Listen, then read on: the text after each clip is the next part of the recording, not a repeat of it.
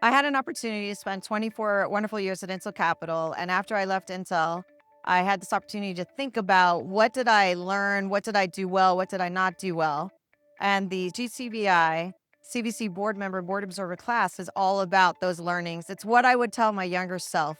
It's done in a way that will help you not just be a board member, but also be a more effective board observer. So I hope you'll come and join us and attend the class. It's filled with couple of panels and a couple of case studies to give you on-hand experience and a lot of opportunities to ask questions and engage with your cohort. Hi, I'm Chris George with SAIC Ventures, and earlier this year I had the opportunity to participate in the boards course. And what I really benefited from it the most was getting the opportunity to see how it reinforced everything in real life practical application for supporting our portfolio companies and everything that we can bring to the table as board observers. Hey, I'm Dante from TDK Ventures. I got a chance to take the GCV Board Observer course last year.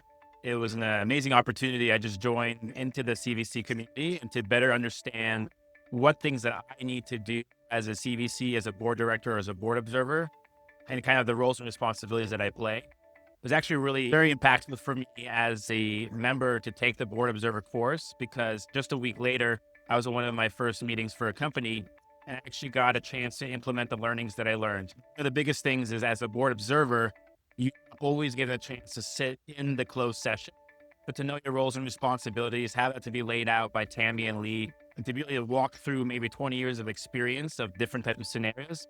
It was extremely impactful. It allowed me to speak with agency, allowed me to know my responsibilities moving forward. And so highly recommend it to anyone who's interested in their roles as a CVC, as well as different ways that they should play and the value they can have in that board meeting.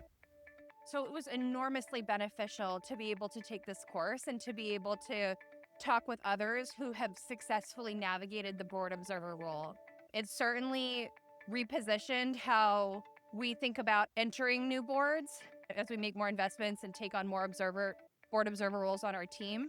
And it also has really materially impacted how we navigate our board observer roles. So, for example, how do we best form relationships with the board directors?